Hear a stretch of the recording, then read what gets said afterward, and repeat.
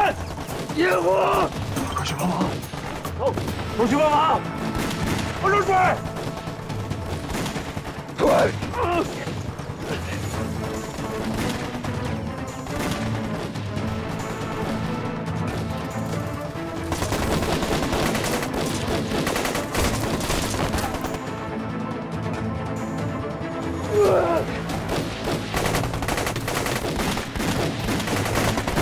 救不出！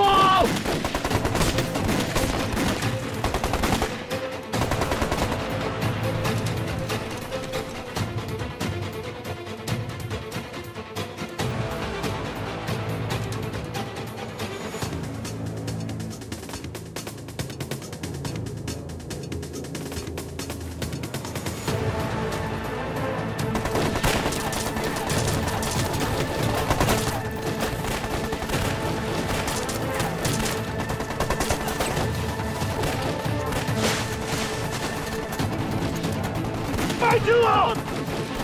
快救我！别放手，我不会放手的，跟着我上来！阿成，伸手！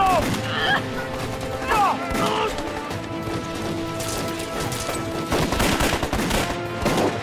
交出！活链子！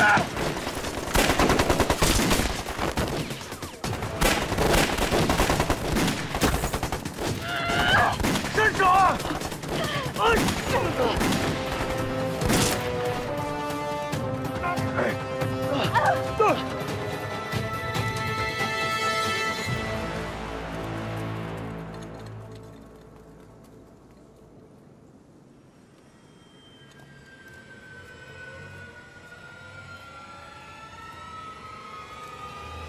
黑豹，救我玄定红！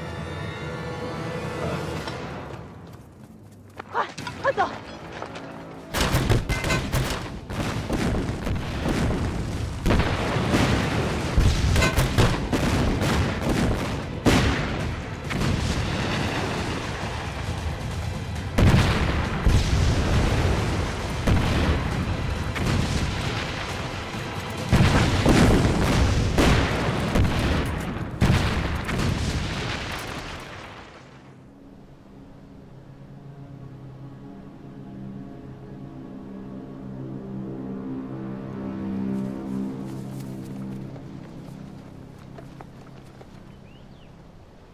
林连长，我们兵分两路，你负责从侧面攻击，捅敌人屁股，明白了吧？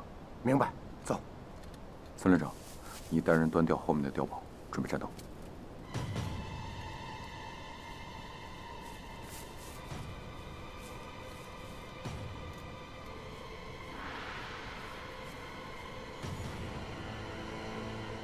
拿去。掉。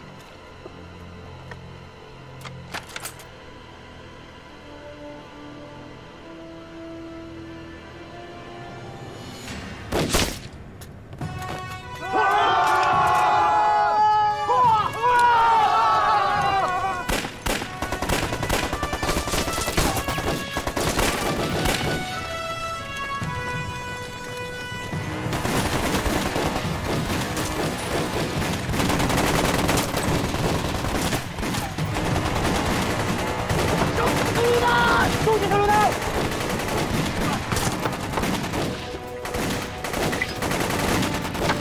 一会儿我往前走。你们有手榴弹也掩护。准备好了吗？拿。 1、2、3，上！走！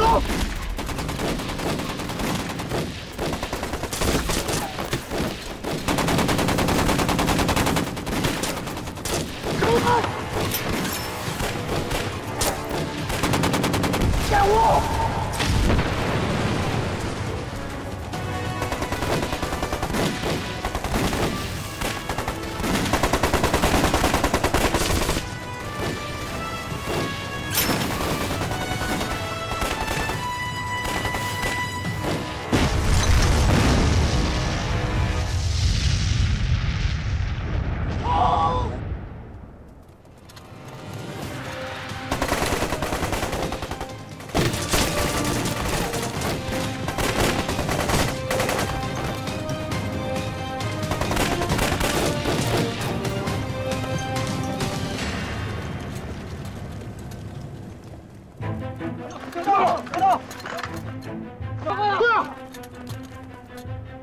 团长，营地被共军包围了。团长，四面八方都是共军，营地就要丢了。再坚持20分钟，我们马上回来。是，弟兄，别动，久枪不成。把他们衣服都扒了，给他们长官留个信号，告诉他们，我们独立营过封锁线了。我们用声东击西的游击战术，越过了和明人所布的旗岭封锁线。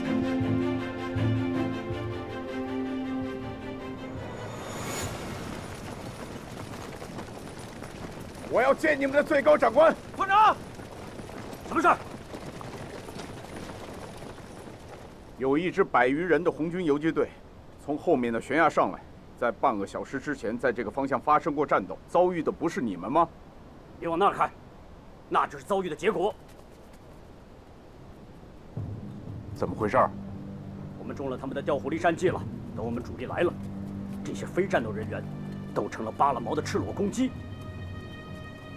他们早不知去向了，还真是讽刺。他们走了不到20分钟，你们为什么不去追剿？我奉命撤离。撤离？对，立刻。旗岭是连接东南的要地，你们怎么能够放弃呢？你应该马上让你的主力去消灭这支给你带来耻辱的红军游击队。哼，我倒忘了问你了，你是哪根葱啊？上校，这位是师座身边的红人，朱三木团长。团长，保安团长吧？我告诉你，老子今天心情糟透了，别在这给我发号施令，要不然老子用。我也警告你，何长官给了我先斩后奏的特权，打死你！敢？上校，你仔细看看，这是谁的枪？啊，这怎么回事？这不是师座的爱枪吗？都为了党国大业，听他的。我听他的，谁听师座的呀？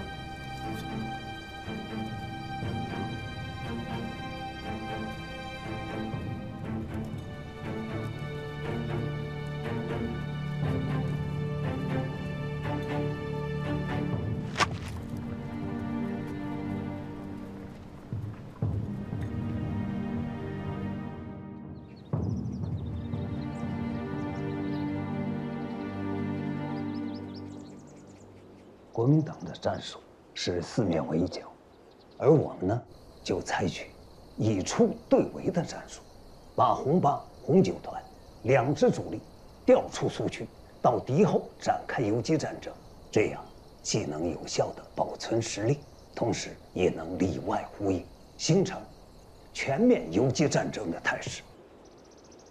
一出对围，看来我小看苏巧棉了。三木，怎么了？没事儿。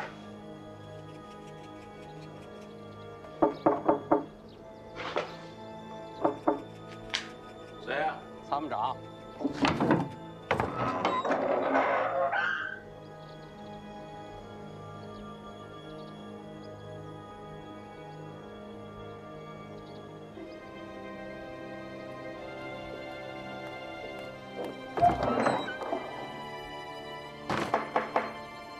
来了。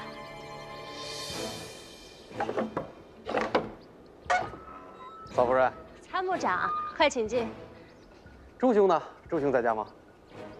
从进山到现在啊，他就没好好睡过一觉，在里头休息呢。参谋长有事儿？奉何长官之命，请朱兄去喝一杯。那我去叫他。参谋长，有事远迎啊。朱兄，怎么了？何长官找我什么？你看，我都亲自来请你了，看这架势，你是要升官发财了。三木，快去快回啊！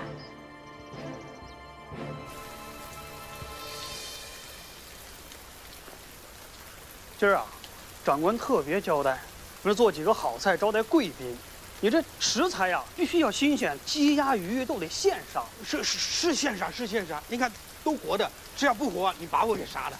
这长官府谁敢玩命是吧？跟我去后厨，把这鸡鸭鱼帮我剁了杀了。回来再协商。行，这举手之劳呢，举手之劳。走走走。哎。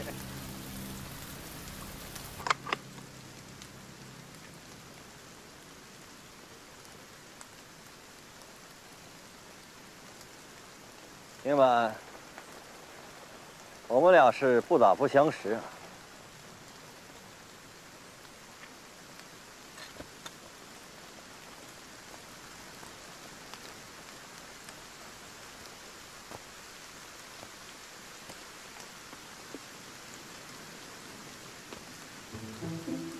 真没劲，我还以为你会还手呢。3大纪律8项注意第8条，不虐待俘虏。你个短命的，还拿我当俘虏啊？开玩笑的。从今天开始，我把你当成亲兄弟。不信是吧？我这有一个好东西要给你，你看，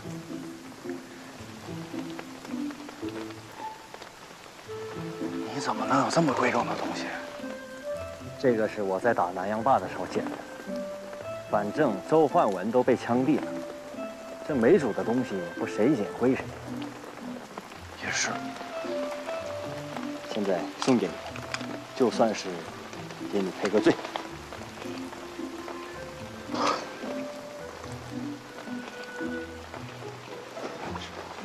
这我不能要，不能要。亲兄弟了，拿着吧。那好，牛三，从今天起，我就当你是个兄弟。刘三，到。你们2个混得挺熟啊。我们已经是红军队伍里的好兄弟了。刘三，你是老士兵了，在有些事儿上呢，你要多教教丁满。是，丁满需要的地方，请我说。你能帮个屁忙呀！你别狗眼看人低啊！3大纪律8项注意，你会吗？不会吧？哼！我告诉你，我虽然不识字，也不会写字，但我全背着，教你便是。哎，那行，正好，我要给新兵开个会，那牛三同志，你就给大家说说，你学了3大纪律8项注意以后的体会，行不行？好。开饭了！开饭，晚了，喝汤了。快去吧，快去吧。吕副教导员，说句实话，像牛三这样的，也能成为一名服从命令、听指挥的战士。我想，也就只有在我们红军的队伍里才能做到。你也可以的。快去吃饭吧。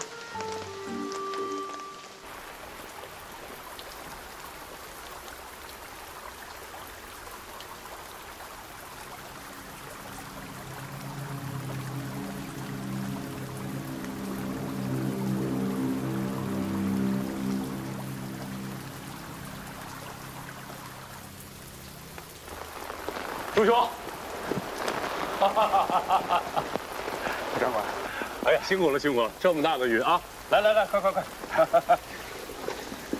哎呀，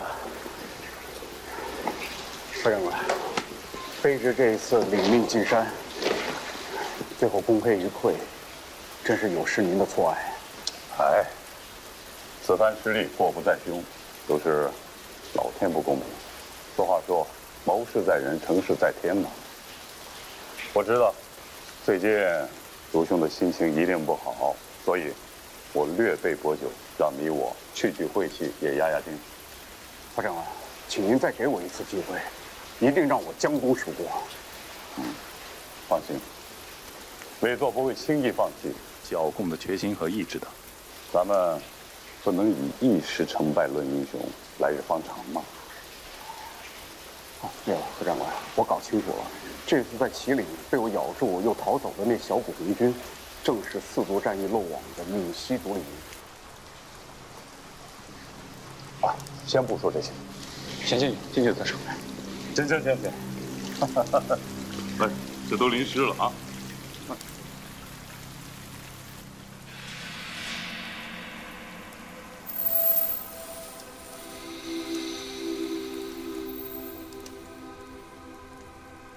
今天你是上宾，我来。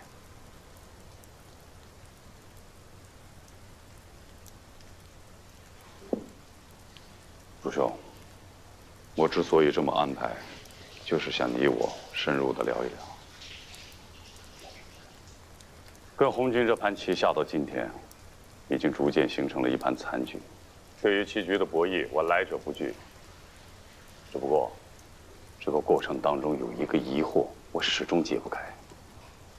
所以，我想请朱兄赐教。何长官，卑职知无不言，言无不尽。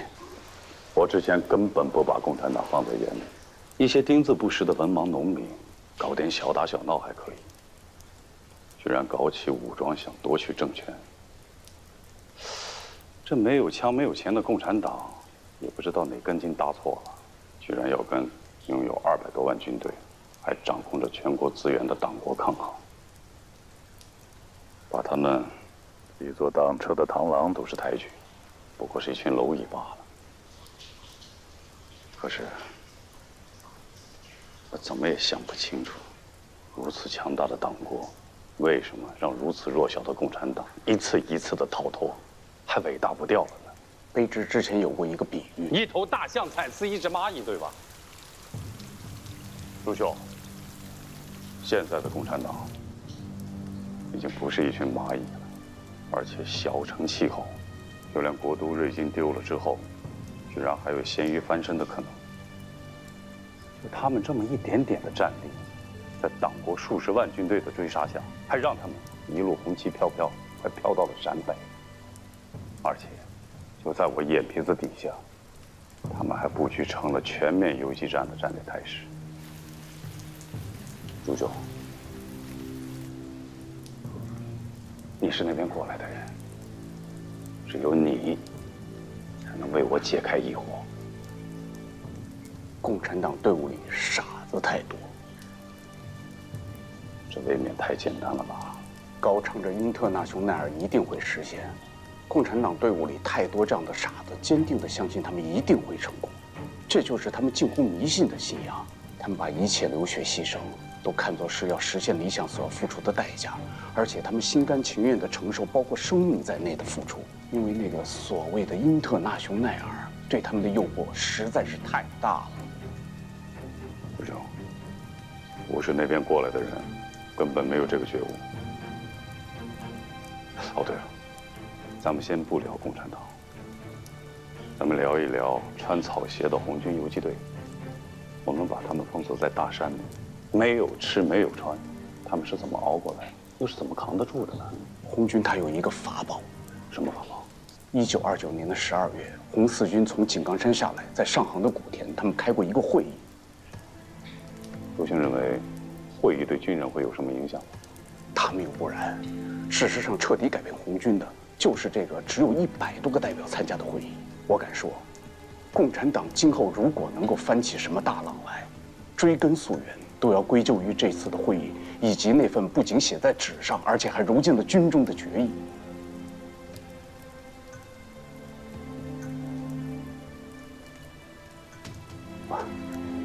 当然了，这是我的一家之言。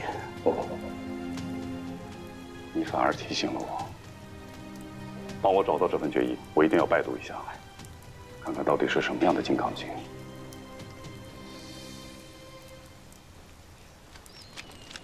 同志们，有好事儿，马上集合。小心！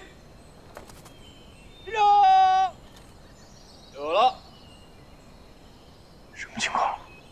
接受检阅。接受谁的检阅？来了你就知道了。卖关子。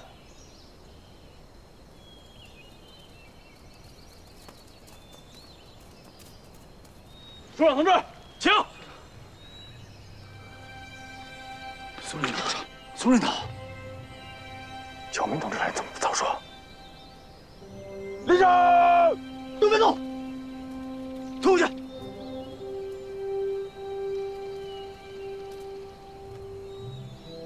报告首长，独立营新老指战员168人，集合完毕，请指示。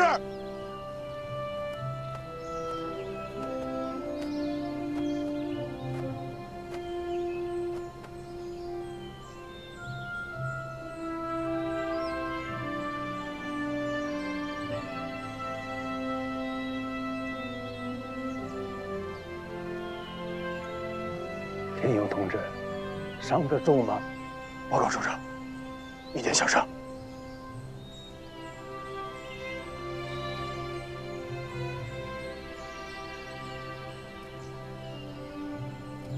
我看见我们的战士，我就不难想象，你们是怎么度过这3个月的艰难困苦。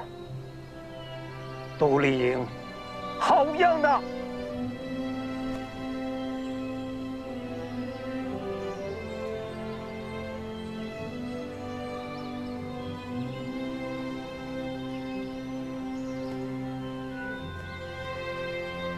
我听说，你们下双截山的时候，只有80多人。3个月的游击战打下来，怎么人员反而增加了1倍？报告首长，司徒失利以后，独立营就剩86位指战员在双截山汇合了。但是我们接到了上级的命令，独立营党委坚决执行命令，就用了灵活机动的战术，进行了反围剿的斗争。大小共战斗28场，行程上千里。在战斗过程当中，6名战士牺牲，2名死于伤亡，2名战斗失踪。但是我敢保证，首长，没有任何一个战士当逃兵。我也敢保证，首长，没有一个战士去投敌。反而，在这个过程当中，有71名的群众加入了我们，所以就越打越多了。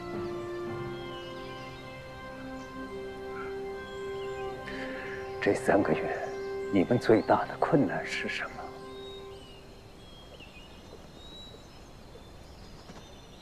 报告首长，独立营没有最大的困难，我们只有最难熬的期盼。我们这么长时间，我们没见着上级了，我们和上级失去了联系。我们天天都想见着首长，我们就像没有娘的孩子，我们找不着家了。今天是我们第1次见着首长，对不起，首长，我说不下去。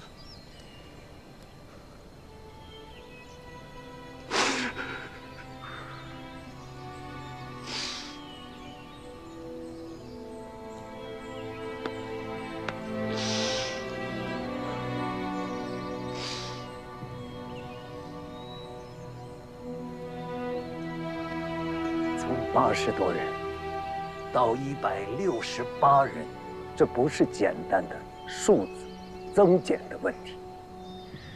这说明独立营党委和全体指战员在执行党的路线，全体指战员在遵守3大纪律8项注意上做得很好。你们做好了，人民群众就会拥护你们，赞成你们。你们为人民群众做好事，人民群众就会把自己的亲人、自己的子弟送进队伍，我们的队伍才会越打越强盛，是不是这个道理？是。我还要给你们报告一个振奋人心的消息：我们调动红8、红9团，突出外围和区内的游击力量，内外结合，使敌人首尾不得相顾，不得不草草收场。国民党当局曾经扬言用3个月的时间剿灭我闽西红军游击队的计划破产了。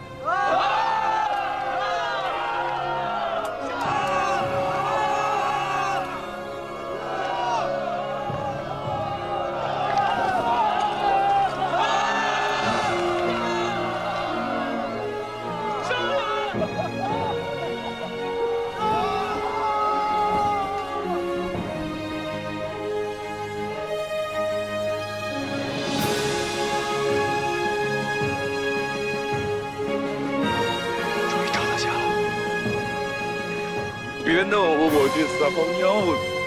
我告诉你。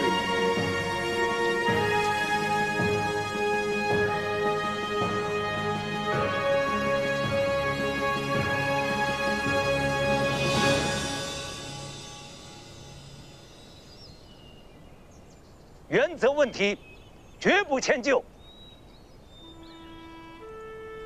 必须按党的纪律做出严肃处理。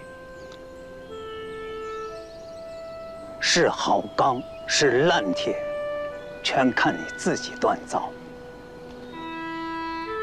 首长辛苦了，首长辛苦了。党不会忘记你们。乔明同志。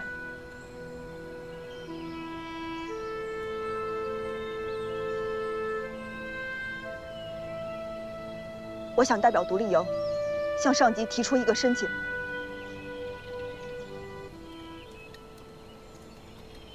哎，对了，刚才领导也提过了啊，牛三儿同志，这个黑锅，我可不想为你背了。等给你，你自己看着办吧。哎，到你手上的东西怎么能交给我的？要交也是你交啊！啊，东西给了我就成我的了。 啊！现在还让我交上去，你这样你落了个好人呐！我呢，什么也没得到，还落了一个违反3大纪律的污点背着。牛三儿，你安的什么心呐？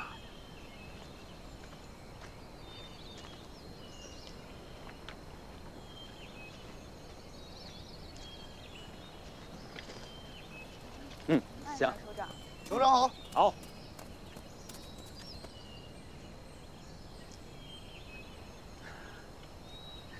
李真同志啊，我没想到你也是个急性的。首长，我还什么都没说呢。还用说吗？都写在脸上了。你放心，他是我的徒弟，我比谁都关心他，爱护他。但党章有个规定，必须得他本人提出申请。这小子的性格啊，我太清楚了。表面通情达理，骨子里啊犟着呢。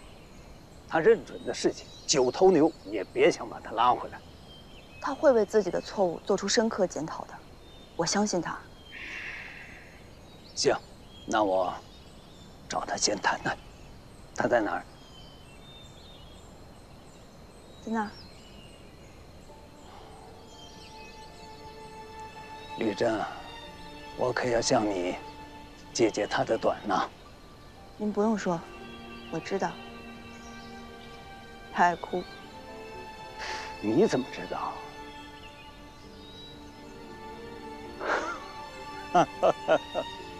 你看，我问了一个多么傻的问题，你当然知道。行，你找他先聊聊。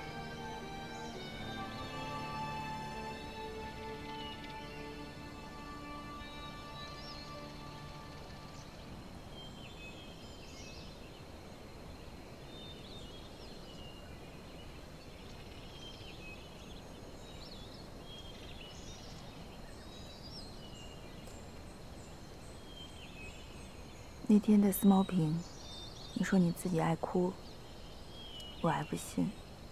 今天终于让我看见了，原来你这个硬汉心里也有个脆弱的地方。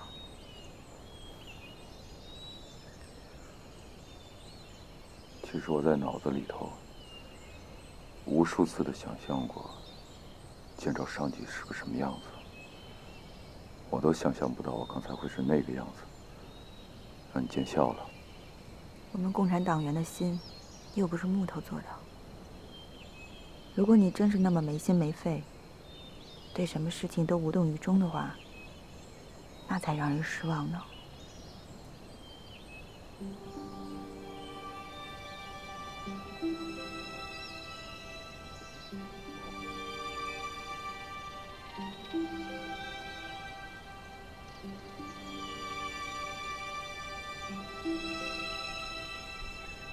华成，那次在悬崖，如果你手松一松，我就粉身碎骨了。打死我都不会松手的。我也不会。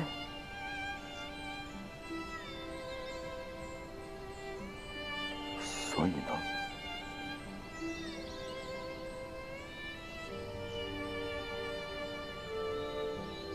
所以我有责任再拉你一把。我听不懂。你忘了你身上还有一个处分了吗？你想说这个？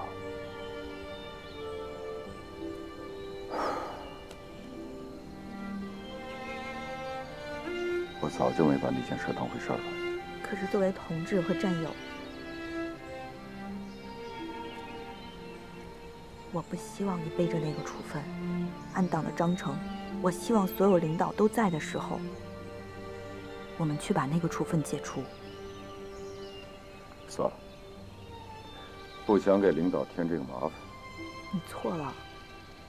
第一，这是侨民同志希望你去的；第二，这不是你个人的事儿，这关乎到我们整个独立营的荣誉。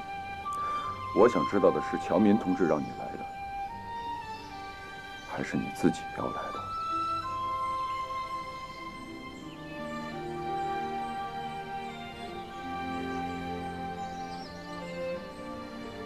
如果我说的是我呢？那我去。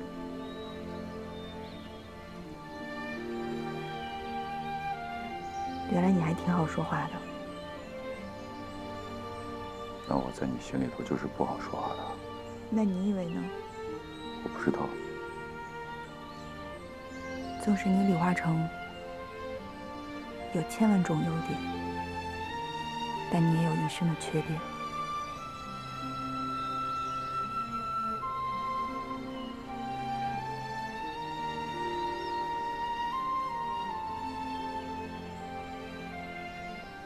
话里有话。哎，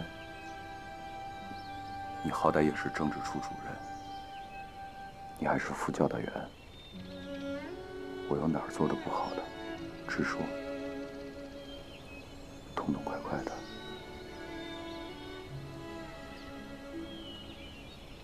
领导来一次不容易，我们别在这儿萌芽了。按党的章程，必须由你本人向组织进行思想汇报，并由你本人提出对处分的解除。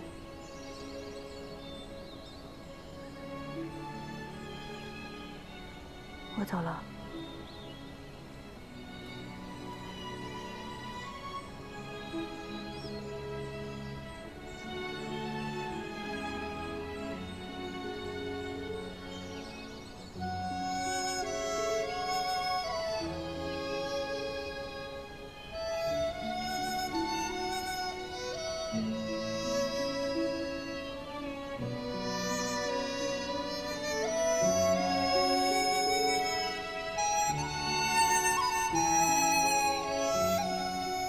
所以我也辜负了党对我的栽培和信任。从今以后，我一定会在党的领导下，在古田那个会的精神指导下，时刻牢记我们红军的宗旨，把党的政治纪律放在首位，做一个从思想到行动都合格的党员和红军指战员，服务于这支部队。希望大家能给我一次机会。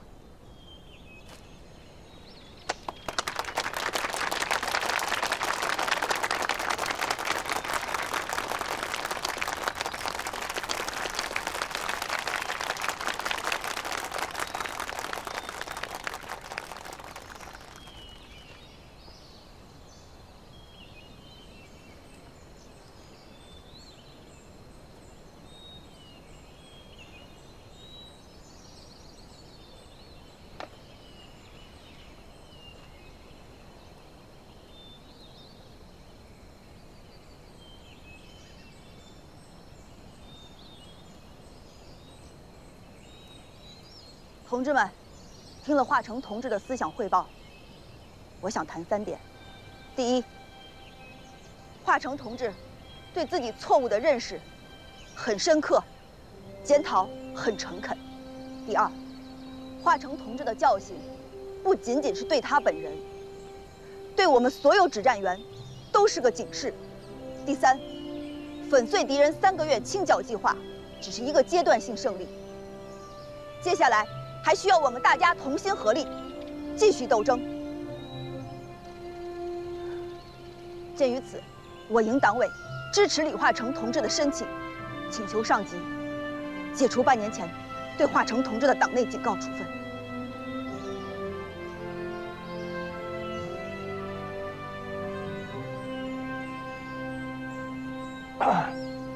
李真同志，别抢得那么前面表态，先听听强面同志的意见。立刻归队。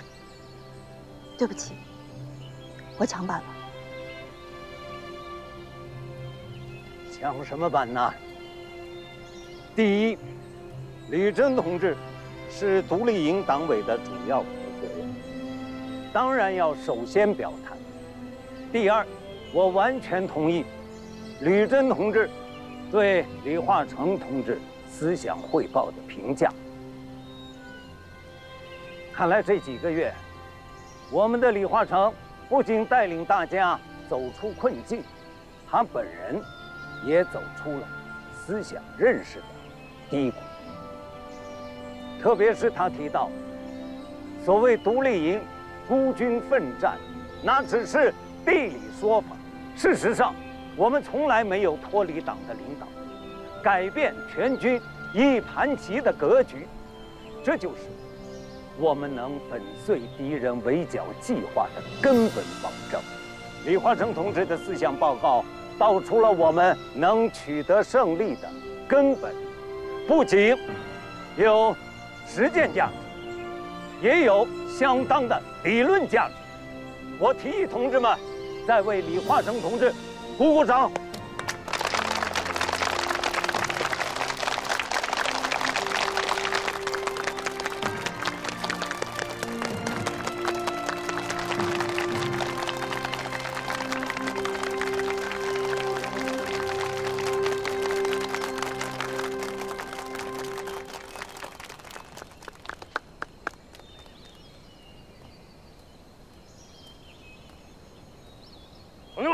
关于是否解除李化成同志党内警告处分，现在付之表决。同意解除的，请举手。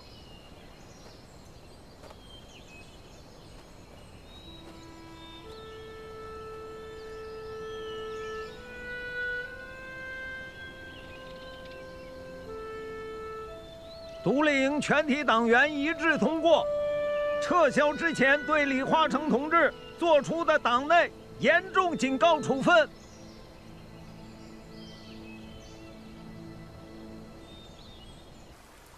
何政委，卑职刚结束。我觉得是时候给魏司令打个电话。我刚才说的没有什么不妥吧？当然不是。主兄所献之策，战力简直胜过一个旅，不，一个师。这次我一定为你请功。说的对呀，思路要调整，战术要改变。何政委，我有一个不情之请，说什么都可以满足你。自从我投诚党国以来，我老婆她害怕共产党的报复，整天不敢出门。你没多虑了吧？共产党不是躲进深山里了，哪来的报复啊？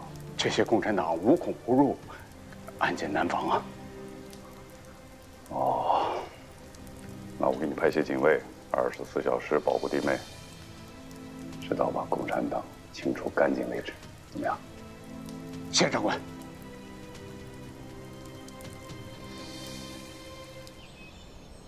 吕真同志说得好，粉碎敌人的清剿计划只是阶段性的胜利。就目前苏区的总体形势和敌我力量的对比，并没有发生改变。只要蒋介石坚持攘外必先安内的方针不变，我们面临的斗争就会更加的严酷。要想让苏区的红旗不倒，包括我们独立营在内的所有部队和指战员，就要做好长期艰苦奋斗的思想准备。哎，枪林同志，我有一个想法想跟您汇报一下。说。我怀疑我们党内可能出现了叛徒。哎，这个问题，你为什么这么说？因为这3个月来，国民党军的战术有变化，就好像我们的游击规律完全被人摸清了一样。如果这样的话，我们的仗以后没法打呀。不是你猜的，真出事了，而且是我们军政委员会军事主官朱三木。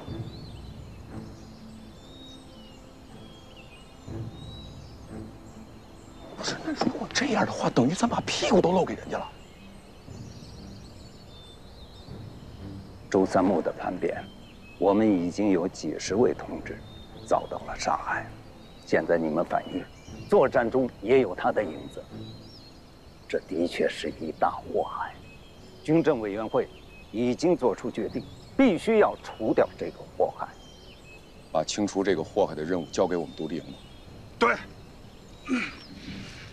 交给我们独立营。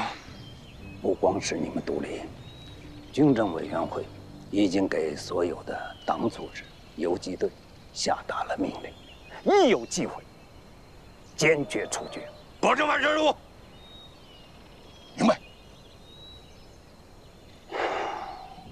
朱三木的叛变，也给我们敲响了警钟。随着国民党部队的围剿，我们面临的环境更加的严峻。一支队伍就像10个指头，有长短。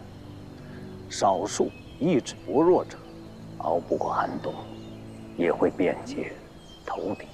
所以，加强队伍的政治、思想工作，保持队伍的纯洁性，就显得尤为重要。我有一个观点，将会有历史做见证，那就是红四军第9次代表大会的决议精神，绝不是管一军、管一师，而是管全军、管永远。魏司令，他们的那句名言怎么说的来着？坚固的堡垒最容易从内部攻破，您还记得吗？我这里就有一个熟知堡垒内部的共产党叛徒，他为党国献了一策。他献了什么？不要在电话里说了，你把他带过来，当面告诉我。什么？总部要开军事会议，应对当前的突发事件。突发事件？只是委座很挠头。行了，电话里说不清楚，你来了就知道了。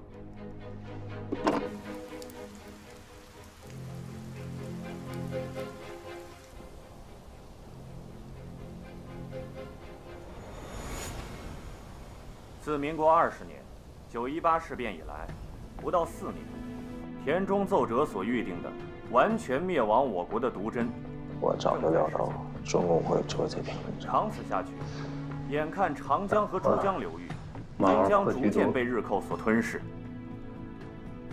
我国家、我民族已处在千钧一发的生死关头，抗日救国已成为每个同胞的神圣天职。然而最痛心的，却发现了少数人面兽心的败类。别念下去了，再念下去，委座的耳根子就要发热了。诸位，带回去自己看吧。中共以中华苏维埃中央政府和中共中央的名义，在莫斯科发表了这份为抗日救国告全体同胞书，这不是找准了委座的痛处下手吗？魏司令，委座对此有何看法呀？委座最急切的有2件事，一个是中共红军第1方面军没被围剿，要是党国的压力一减，这条咸鱼立马就会翻身。2是南方的闽粤赣地区成为中共游击队主战场的战略态势已然形成，这2件事不解决，让委座怎么能吃得饱睡得香啊？请司令电告委座，绥靖2区10万将士以党国大业为己任，坚决清。宁仁兄，还是吸取点教训吧。把话说得软一点，别说到做不到，自取其辱啊！我们要把事情做得狠一点，再狠一点，绝不能容忍中共继续做大。诸位，请。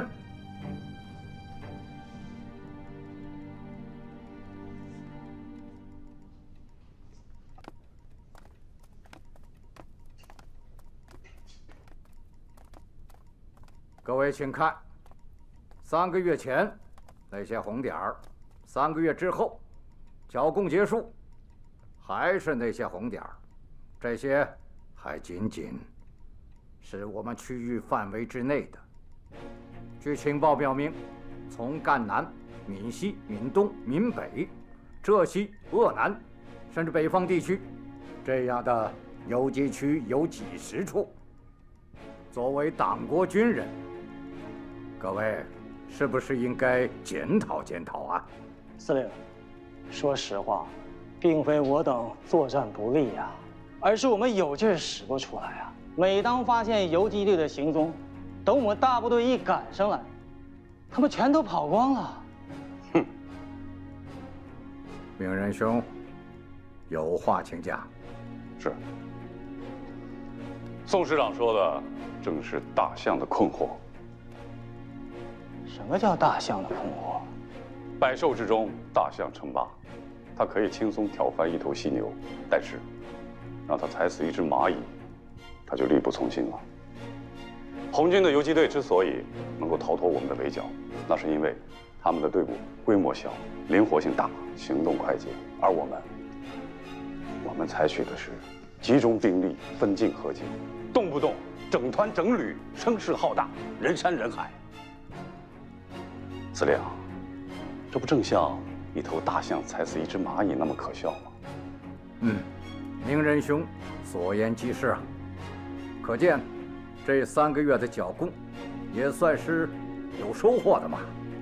接下来我们要在总结经验的同时，改变战术，以其最快的速度，在中共的那份宣言影响形成之前，完成剿共大计。明仁兄，你在电话里说那个中共投诚的参谋长给你献了一策，你现在说说看。是。3分军事，7分政治。我倒是什么高见？这不就是之前委座提出来的剿灭中共苏区的战略总指导思想吗？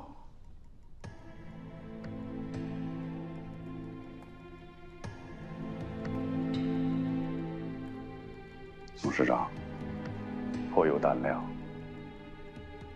委座的战略思想，难道不是高见吗？司令，正是委座的3分军事7分政治，才击退了共军的主力部队红一方面军。但是说起来，委座的这个战略思想，感受最深的，并不是你我，而是被击溃的共军主力部队。朱三木就是红军部队里的军事主官，只有他才知道红军的7寸在哪里。我倒是听出点道理。战略方面，我同意；这战术方面，又有哪些具体谏言啊？何长官，要想击败他们，必须得改变战术，必须得一其所长，击其所短。不过，什么才是红军的长和短呢？所长就是他们的群众路线，所短就是补给。红军游击队为什么能够在深山里边得以生存？那是因为他们依靠老百姓给他们提供了有限的补给。不对吧？我们不是移民并存，已经切断了他们的联系吗？快刀断水，水难断。共产党的结构是层层领导，上至中央，下至乡一级的苏维埃，以及遍布在角角落落里面的村党支部和党小组，都是血脉相连。现在县一级的组织已经被清除，但是乡一级的，甚至村里的党支部和党小组，都是红军游击队赖以生存的土壤。要想消灭山区里面的共产党，只能从游击区的外围入手。单单的军事围剿只能是事倍而功半，而采取政治绥靖方针，更加严密地推行隔离政策，使其枯竭，竭泽而渔，才能事半而功倍。政治绥靖方针是让我们给那些穷人更多的恩惠喽。恩威并施。所谓恩威并施，就是当局不能在政治上一味地把老百姓推上绝路。老百姓越没了活路，他越会铁了心跟着共产党干。但凡有口饭吃，他们就会安于现状而臣服于党国。这时候，我们就要对他们施以小恩，以稳定民心。对于那些暗中通敌的通共分子，我们则要实行最严厉的暴力镇压，让老百姓从精神上产生恐惧，使其断绝铤而走险的念头。一粒米、一颗盐、一块红薯、一根火柴都不许带入山区。违令者，杀无赦。对老百姓最好的管束，就是震慑。看来我们之前太依仗强大的军事了，在制定计划的方面做得不充分啊。诸位，我知道你们辖区所管辖的监狱里面还关押着大批的通共可疑分子。从现在起，没有什么可疑分子，都判定为通共分子。为了在辖区内给民众造成更大的威力和震慑，各管区要做一次全面的清除。第二次清剿计划从现在开始。是。向山区运送1粒米、1颗盐巴、1个番薯，甚至1根火柴，杀无赦。从现在起，各县镇乡实行严格隔离，任何人、任何时间进入任何进入的山区，当场击毙。本乡现在开始实行连坐法，1户通共，10户同罪，都明白吗？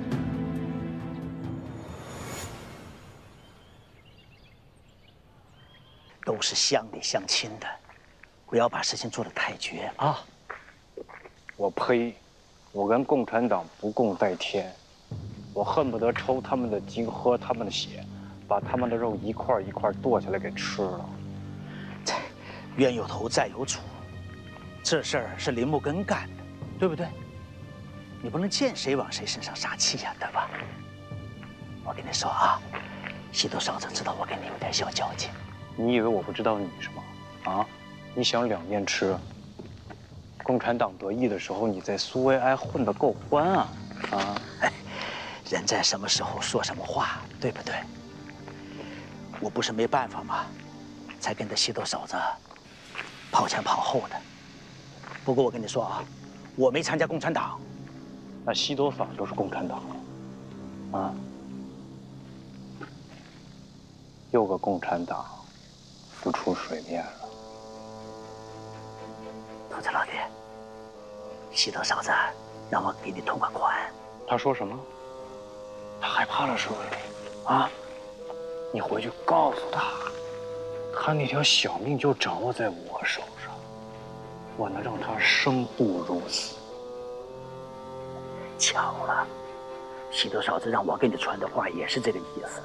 他说了，你让他不好好活着，他也让你不好好活着。他蛤蟆吹大气儿呢，我现在就能去抓他。民团手集合！哎，老弟，兔子老弟，快点来！来了，我给你带个东西。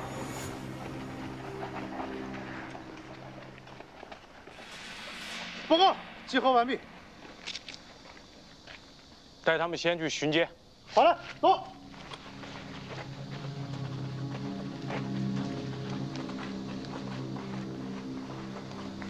今收冯先生送往鸡嘴岭的盐巴。我什么时候往鸡嘴岭送过盐巴啊？他这叫含血喷人，你知道吗？别，老弟，不是老弟，别，我跟你说啊，这样的纸条我来的时候，西多嫂子手里头还攥着好几张呢。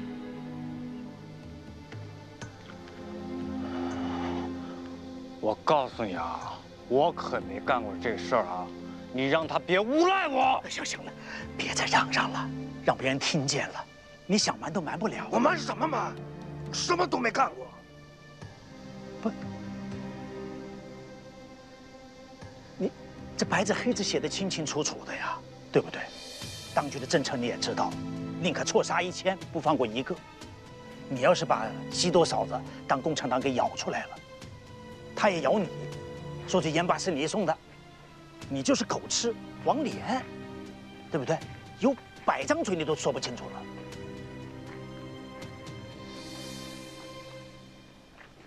那他到底什么意思啊？他说了，他跟错共产党了，以后啊，什么都不干了，在家里头老老实实当个良民。你不咬出他来，他也不咬你，你们俩相安无事。你如果要把他供出来，那等于你们俩之间这箱子底就抖了出来了，都向你相亲的，干嘛要斗得两败俱伤呢，老弟？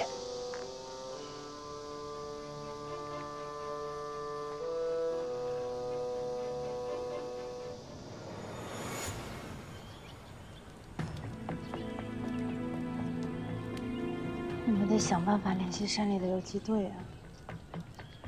谁不想啊？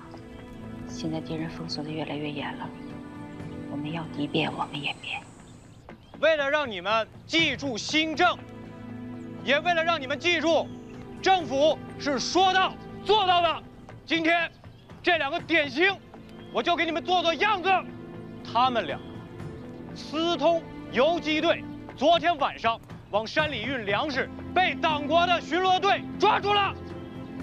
今天是新政第1天，我要烧死你们！别烧死我！我悔罪，我以后再也不进山了。饶命！你现在知道悔罪了，早干嘛去了？要是以前我替你求求情，没准啊，你蹲了大狱就完事儿了。可是今天是新政的第1天，杀无赦！兔子，你摸摸自己的裤裆，早就没主了。你明天比我更不得好死！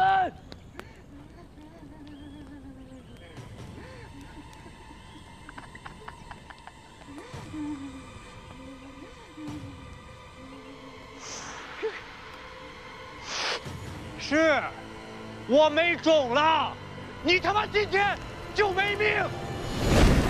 啊！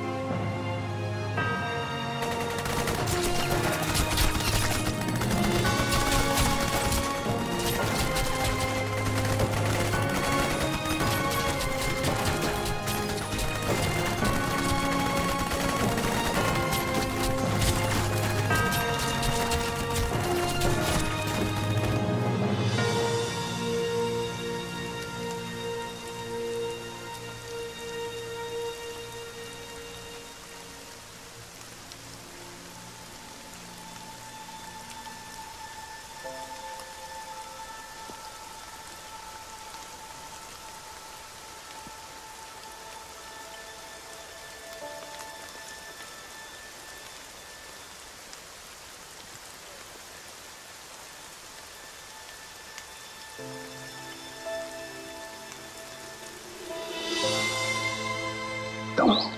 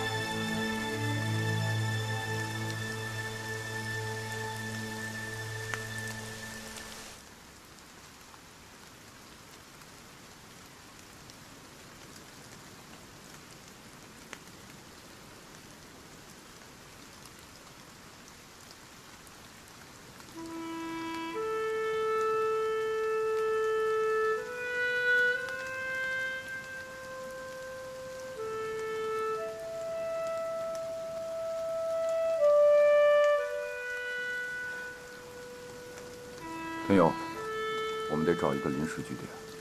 我也在想这件事情，可是这个据点不太好找。离得太远的话，容易断粮；如果离得太近，没几天就被端了。如果我们真的断了粮和缺了盐，就真的麻烦了。天无绝人之路。说的有道理。那我再去四周侦查一下。二连长，走，跟我走。是。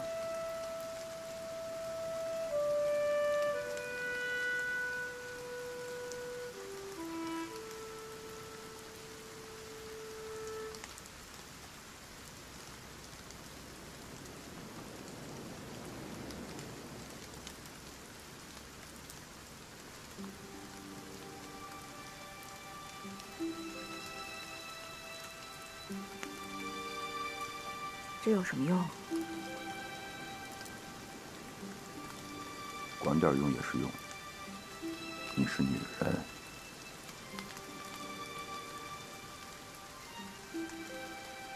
你看看大家，我真的害怕我们的气势会被大雨浇灭了。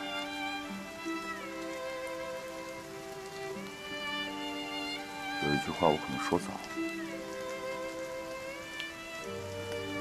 绝境。原本我以为松毛岭之战是我们的绝境，可是后来，死亡谷、悬崖上、四都，我们一次一次都闯过来了。可是现在呢？我们和外界断了7天的联系，国民党又加了很多的哨所，加了很多封锁线。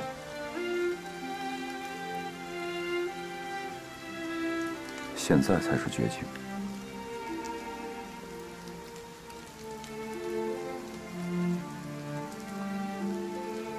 好啊，天当被，地当床，老天爷下雨我们当早洗。这是最